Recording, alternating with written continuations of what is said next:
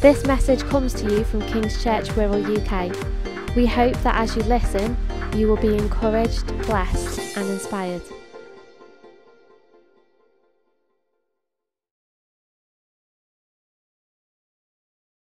Three options on a Sunday. Three options at anything that God does in our life. Lean in, lean back, or lean against. As we listen this morning, I would encourage you to make a decision. Is today a day where we lean in? Is today a day where we lean back? Or is a day where you've chosen to lean against? And you know what? It's important we say that, because I'm going to be honest. Last week, when I showed up on a Sunday, I was very much in a lean against mood. I was in a bad mood last week when I arrived. I arrived, and I cannot imagine that I could have found any more things to be critical about. As I walked round, I was critical. And you know what?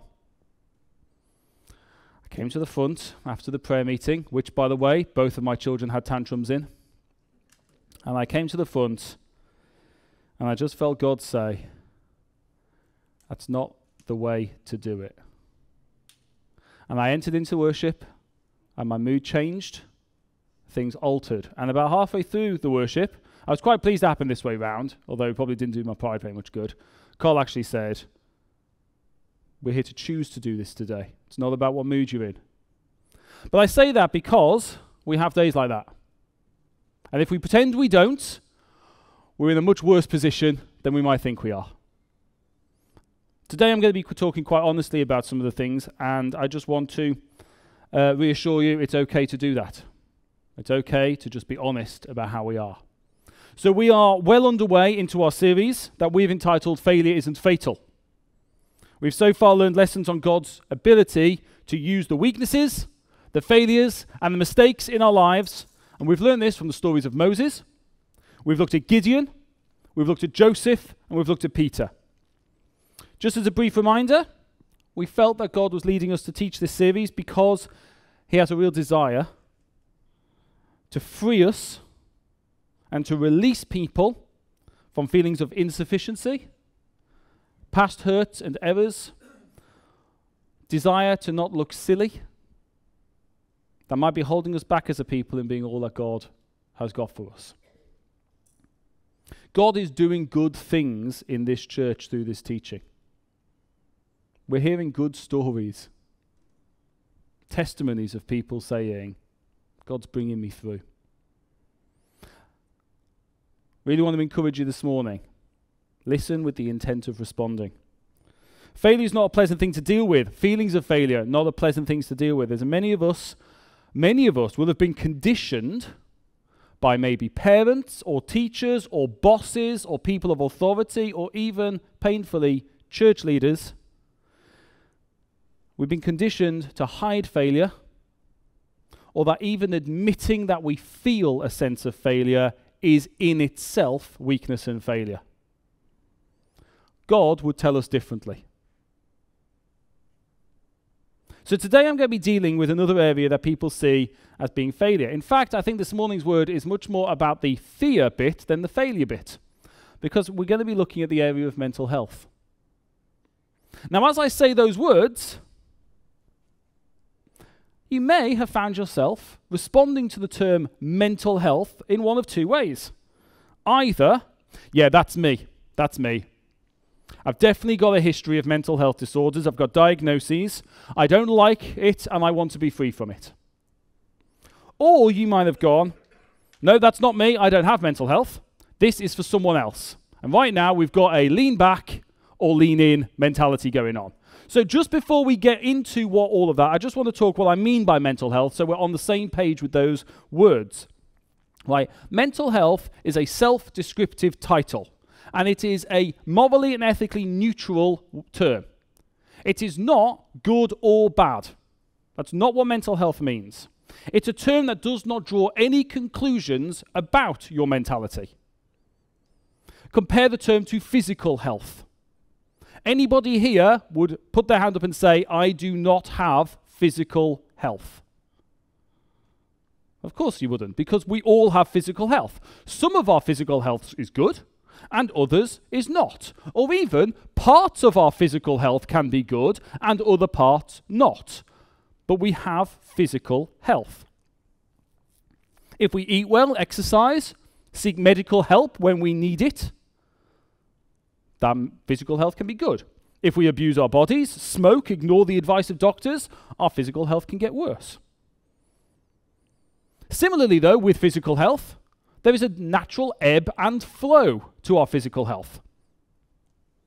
Yesterday, for instance, we went on a walk as a church. It was hot. The children walked slowly, and being honest, it was slightly longer than I'd anticipated looking at the map. Depending on your health level, today your legs might be sore. Now, you're not going to go to Arrow Park Drop-In Centre because of that. You might not even take painkillers, but today you might find walking a little bit more difficult due to the fact that your legs ache. Or, you might catch a cold, and you know that some rest and some time will see you through. There are days when our health is better, and there are days when it's worse without us considering there to be a problem. And then there is chronic physical health. A broken leg, a cancer, long-term pain, asthma, skin conditions. Things that can cause a requirement of a lifestyle change due to a limitation of physicality. Medicine is advised at this point. I have an inhaler which I take periodically because I have an asthma diagnosis. If I broke my leg, I would wear a cast. It would make sense to wear a cast. That's wise. It's advised. And just as we all have physical health, we all have mental health. And just like physical health, there are times when that issue of our mental health becomes chronic. Whether that be long-term anxiety disorders, depression, panic attacks, even schizophrenia, paranoia and the like. Professional help and medication and counseling, these can be really helpful at times like this to give space to deal with the issue. Just like wearing a cast for a broken leg gives my leg time to heal, maybe antidepressants for a season gives my mentality space to receive support. I would not wear a cast forever, but I would listen to the advice of medical professions as to when that season comes to an end, and I would look as to what else I would do whilst wearing the cast in order to see healing. Like, it wouldn't be okay to stick the cast on and then carry on doing 10k runs every day. That's not the point of the cast. The cast is to support whilst the body recovers. And when we talk about mental health, we often think in these terms. I don't have depression. I don't have anxiety issues. I don't have an eating disorder. I'm not a workaholic or a perfectionist. And all of those are all true of me. And therefore, we make the mistake of thinking, I don't have mental health. But what about the natural ebb and flow? The natural up and down of how our mood is. Most of us find times in our lives where for no reason at all, we find ourselves being limited or diminished for a short time due to some sort of internal mental drop. It could be anger, it could be disappointment, it could be fatigue. When I get home at the end of a long day, and I don't feel as capable, sometimes even a short day, I'm going to be really honest. It's not always a long day, I don't feel as capable of being a good, loving husband and a patient dad, and I snap at my kids. It's not because of some physical issue. It's a mental one. But I'm not going to go and get counseling for that. I'm not going to take medication for that. For me, it's the mental equivalent of achy legs or a cold. I know why I'm like that, and I won't be like that tomorrow. Under this understanding, we all have mental health. We have good times, and we have bad times that come and go, sometimes very quickly. But some of us also have longer-term things that are there. Now, today we're going to be looking at a story from 1 Kings, but I want to say something before we do. The title today is not fixing mental health. I need to put that right front and center. Its failure isn't fatal. I'm not going to be talking today about how to get through it or get over it or get past it. God does that. But I don't think it's the focus that he wants to bring this morning. What I want to talk about is a time when a great man of God, somebody right at the top of the game, suffered a full mental breakdown. And how God met him in that place and showed him that it wasn't the end for him. I want to show that whether in day-to-day variance or the long-term chronic of our mental health, God does not see it as a limitation to his desire to draw us close and use us within his purpose for this world. It isn't fatal. So if you've got a Bible, I'd like you to turn up 1 Kings 19. Now, this is interestingly, I don't know whether, maybe it's interesting, this is the chapter, 1 Kings 18 and 1 Kings 19. I have preached from these chapters, more than anything else in my entire life. These are my favorite chapters in the entire of the Bible. I think they're absolutely amazing. At the moment, there is a film come out at the moment. I don't know whether you've seen it, Top Gun Maverick. The trailers didn't look very good when I saw them, but the reviews, they're not doing so bad. They're saying it's an absolutely wonderful action movie. And 1 Kings 18 is the equivalent in Scripture of an action movie. It's absolutely outstanding. So to give you some context, this is what's going on. There's this man called Elijah, and in the situation, Israel are not worshipping God. They've got a foreign leader, and they've stopped worshipping God, and they're worshipping a god called Baal. And Elijah decides that something needs to be done about this. So he calls together all the prophets of Baal, of which there were several hundred, and all the people of Israel, and he puts them all on this mountain, and he says, right, we're going to have a showdown. He says, we're going to work out whether God is God or whether Baal is God. We're going to settle it. And he sets this wager to the people of Israel, and he says this: if God is God, worship him, and if Baal is God, worship him. He's more than happy to say, if Baal's God, hey, you'd be nuts not to. But if God is God, you need to start worshipping God. Long and the short of it, Baal fails. The wager is set that whichever people of God, whether it's Elijah or all these hundreds of prophets, whichever one can make an altar spontaneously combust by their God's power, wins. And all day long, the prophets of Baal are doing all sorts of stuff, and it's really funny because he's taunting them, he's taking the mick, he's like, maybe he's on the toilet. That's the actual translation. If you read it in modern good English translations, it says Elijah says maybe he's busy. Actually translated from Hebrew, maybe he's on the toilet. Elijah's really taunting these prophets of Baal. Which I think is really, I just think it's beautiful. He's like, maybe he's gone traveling, and then nothing's happening.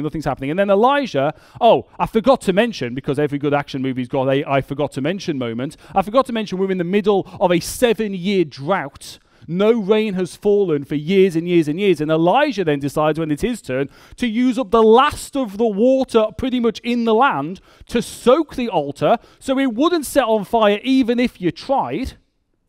Absolutely soaked it in water, and then he just prays this very simple prayer of saying, God, show your power.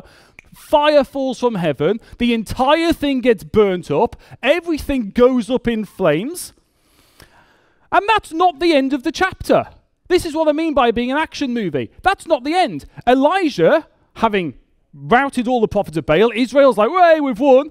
Elijah then goes and he starts praying and he sees an end to the drought. And he makes this great statement. He says, I can hear the sound of rain coming. He says, I can hear the sound of a heavy rain. Those of you at New Wine a few years ago will remember Pete Grigg speaking on this in the middle of a thunderstorm. He was speaking on, I hear the sound of a heavy rain. There hadn't been rain for 7 years. And along comes Elijah and he brings the rain and this great torrent of rain. And that's not the end of it, because then he's stuck in the storm. And he says, I don't want to be in a storm. So he starts running, and he runs faster than a chariot So he's seen miracle of fire from heaven. He sees miracle of the thing. He sees a miracle of running after the chariot, all so close to God, working hand in glove with what God's purposes are. And I want to make it really clear, issues with our mental health are not the result of not being close enough to God. Now, I want to make this so clear. Being close to God helps. I'm never going to say don't stay close to God. But when somebody is going through a challenge in their mental health, saying maybe you need to pray more, speaking from experience, it is not helpful. When my mental health is low, I pray more than at any other point in my life. And it is not come because of an issue with how close to God I am. And it would not be fair to Elijah when we see what happens to him next to say, well, maybe you let your relationship with God slip. Because it didn't. That's not what happens. Just like tripping, falling, and breaking your leg is not because you weren't praying enough. It doesn't work that way. It's just not as black and white as that. It's nuanced. It's complex. I'm not saying it never is, but I'm definitely saying it isn't always that. So he sees more miracles in one day than most people see in their lifetime. But he is about to crash, and crash hard. This is 1 Kings 19. It says, now Ahab told Jezebel everything Elijah had done and how he had killed all the prophets with the sword. So Jezebel sent a messenger to Elijah to say, may the gods deal with me, be it ever so severely, if by this time tomorrow I do not make your life as one of them. So he gets a death threat. Elijah was afraid and ran for his life. When he came to Beersheba in Judah, he left his servant there, while he himself went a day's journey into the wilderness. He came to a broom bush, sat down under it, and prayed that he might die. I've had enough, Lord, he said. Take my life. I'm no better than my ancestors. Then he lay down under a bush and fell asleep. And at once an angel touched him and said, get up and eat. He looked around, and there by his head was some bread baked over hot coals and a jar of water. He ate and drank and lay down again.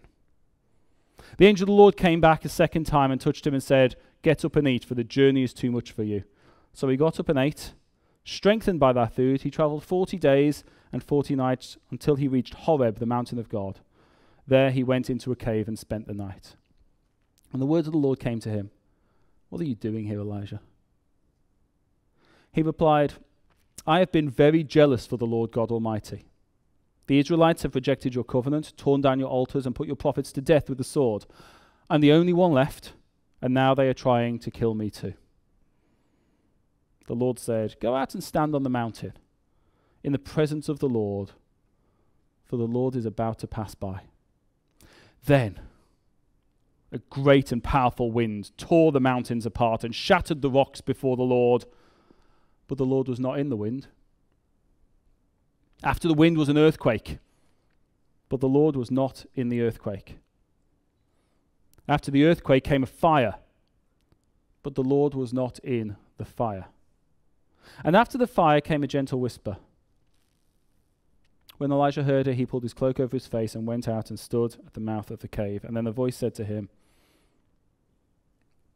what are you doing here, Elijah? He replied, I've been very jealous for the Lord, very zealous for the Lord Almighty. The Israelites have rejected your covenant. They've torn down your altars and put your prophets to death with the sword. I'm the only one left, and they're trying to kill me too. And the Lord said to him, go back the way you came and go to the desert of Damascus. When you get there, anoint Hazael king over Aram. Also anoint Jehu son of Nimshi king over Israel, and anoint Elisha son of Shaphat from Abdul Meholah to succeed you as prophet. Jehu will put to death any who escape the sword of Hazael, and Elijah will put to death any who escape the sword of Jehu. Yes, I reserve 7,000 in Israel, all whose knees have not bowed down to Baal and whose mouths have not kissed him. When Elijah was threatened, he became afraid. This is understandable. If somebody sent me a death threat, I think being a bit afraid is a reasonable emotional response. But let's not understate what happens here. He goes from the very top to the very bottom emotionally. In chapter 18, he is powerful, courageous, strong, and mighty. He is seeing the miraculous power of God one day to afraid, fleeing for his life, alone, scared, and suicidal the next. He crashes, and he crashes hard. He has what might be called a breakdown. I've been there. Many people have.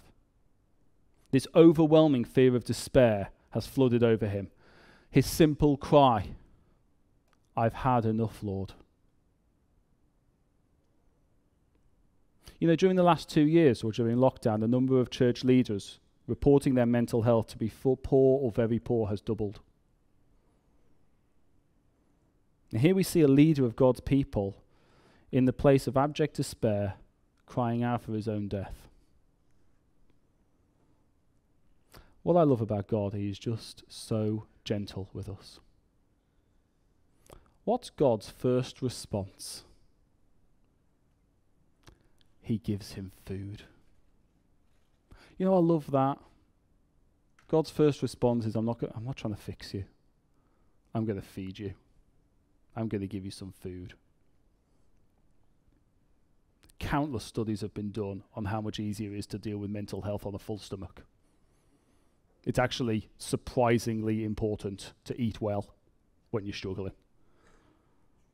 In fact, if anything, it's one of the reasons why eating disorders are so nefariously horrible, because they remove the energy ability to be able to do that. And so God's first response to Elijah was to give him food. And do you know what I love? Is his second response is to give him food. He makes him eat, and then he lets him sleep, and then he makes him eat again. There is a very, very good pastoral rhythm in that. If you want to know how to help somebody in your life who's struggling with mental health, feed them, let them rest, and feed them, and keep doing that over and over. It is really, really helpful. He then directs him back to a safe place. He brings Elijah to the mountain of the Lord. Now, for those of you who know your history, this mountain is called Horeb. Horeb is where the 10 Commandments were given to Moses. So he's brought him back to a safe and sacred place, somewhere that is important for him. And he's not trying to fix him, he's trying to love him. And you know, we need that when we get in our low places, to know that God is not primarily trying to fix us, he is trying to love us. He's feeding us, he's letting us rest, and he's guiding us to safe places. A place where we are able to receive from him. And you know, this journey to Horeb, this didn't fix him. 40 days and nights, it says he was walking. 40 days and nights. God sustains him through that season. But when he arrives, he is still low. He is still down. He is still scared, and he's still depressed. And then this really famous encounter happens. First a wind, then an earthquake, then a fire, and God doesn't speak in any of them. And my question, whenever I've read this, is, why not? Why not? Why isn't God speaking? Why not? You know, a few years ago, just before Zadok was born, I went through an incredibly low mental health season. I would be awake for hours at night, unable to sleep with anxiety, crying out to God in anxiety and despair. By the way, this was whilst I was an elder in this church. I think if you expect leaders to be immune to this or to be above it, it's just not how we do leadership. It's not how we do it. We're human. But I couldn't understand why God wasn't speaking. I couldn't get it. I wanted the fire. I wanted God to just break into the room and reveal himself and tell me everything was going to be okay. And I couldn't hear anything. I wanted the earthquake. Anything to hear from God what was happening. So why didn't God speak? Well, before we say anything else, let's remember that God did speak. He eventually spoke in a whisper. He spoke in the way that Elijah needed.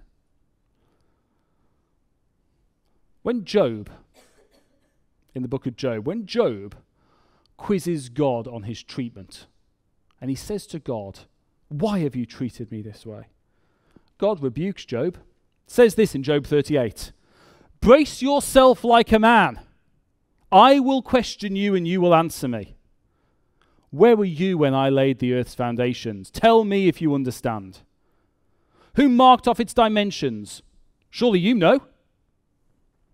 Who stretched a measuring line across it? On what were its footings set? Who laid its cornerstone? While the morning stars sang together and all the angels shouted for joy. Who shut the sea behind doors when it burst forth from the womb? When I made the cloud its garment and wrapped it in thick darkness? When I fixed limits for it and set its doors and bars in place? When I said, this far you may come and no further, here is where your proud waves halt. And how did God speak to Job? Chapter 38, verse 1. God spoke to Job out of the whirlwind. You see, God spoke in the wind. The wind was where the rebuke came from. Now, when God gave a warning to the people on the very mountain Horeb, where Elijah is currently stood, and he warned them, don't approach the mountain. This is in Exodus 19:21. It says, the Lord said to him, Moses, go down and warn the people, so they may not force their way through and see the Lord, and many of them perish. Even the priests who approach the Lord must consecrate themselves, or the Lord will break out against them. And how does God speak to Moses? Exodus 19:18. Mount Sinai was covered with smoke because the Lord descended on it in fire. The smoke billowed up from the smoke like a furnace, and the whole mountain trembled violently. You see, God spoke through the earthquake as a warning. The warning came through the earthquake. What about when God called Moses to direct him, to right the injustices against his people suffering under the cruel hand of the slave masters in Egypt? Exodus 3. The angel of the Lord appeared to him in flames of fire from within a bush. Moses saw that the bush was on fire and it did not burn up. So Moses thought, I will go over and see this strange sight. Why does the bush not burn up? And when the Lord saw that he had gone over to look, God called to him from within the bush, Moses, Moses. God spoke through the fire. You see, God does speak in wind, and he does speak in an earthquake, and he does speak in fire when that is the necessary means to speak. To rebuke, or to warn, or to direct. But that's not what Elijah needs. Elijah, in this pit of despair, does not need a rebuke. He does not need a warning. He does not really need direction. What he needs is intimacy and love. And so God speaks in the still, small voice. The phrase is notoriously difficult to translate from Hebrew because it literally translates as the sound of nothing. The noise of silence. That's how the Hebrew translates. God speaks from the noise of silence. Following the storm and the fire and the earthquake, it is in the nothing that God speaks to Elijah. It is in the quiet that God speaks to us. And what does the voice say? What are you doing here? What are you doing here? Go back. I'm not finished with you yet. Go back. When our mental health drops and when we are diminished in our capacity, either due to the ebb and flow of our emotions day by day, or fatigue, or disappointment, or pressure, or fear, or when we feel a greater brokenness of a long-term mental health anguish that leaves us unable to function as we would like, or maybe we have unresolved challenges from childhood, or brokenness from past hurts. And you know, this can manifest in all sorts of different ways. We sometimes look at mental health and we go, I know what that looks like. It looks like somebody crying every day. And for some people it does. For some people it does. But I'm going to give you a list now of symptoms of mental health issues.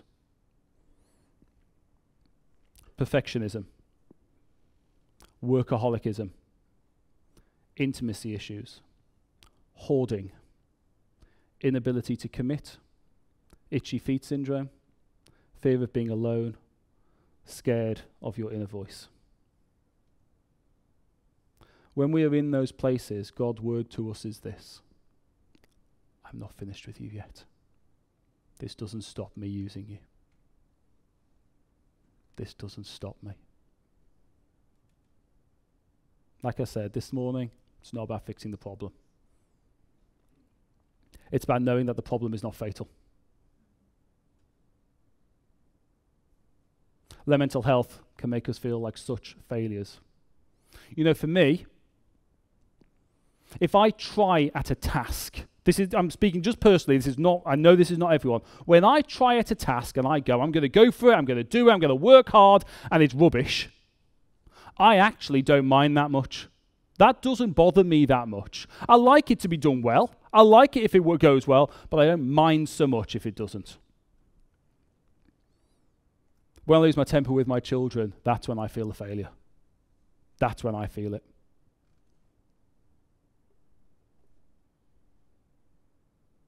But I feel like I failed as a dad. You know, I've had times in my life where I've just cried every morning for no reason at all, and it feels like there's no end in sight. That's when I feel like I failed as a follower of Jesus, who's supposed to be living in the joy of the new covenant and all the things that the Holy Spirit brings. And I'm like, I'm trying to lead a church and I can't even stop crying some days.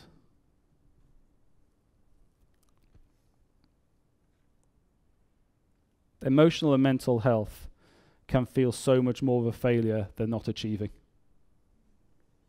But failure isn't fatal.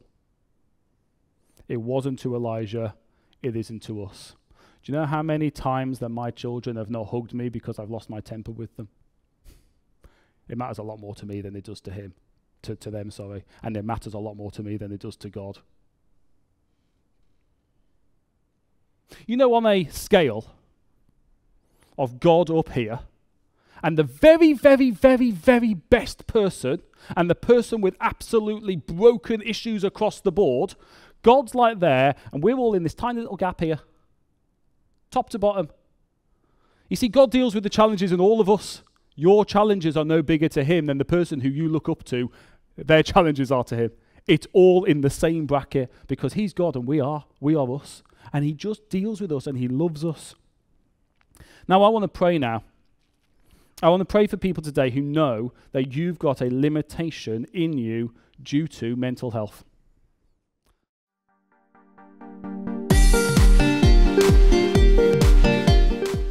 We hope that you've been blessed by this message. If you have any questions or comments, please contact us at www.kingschurchwirral.co.uk.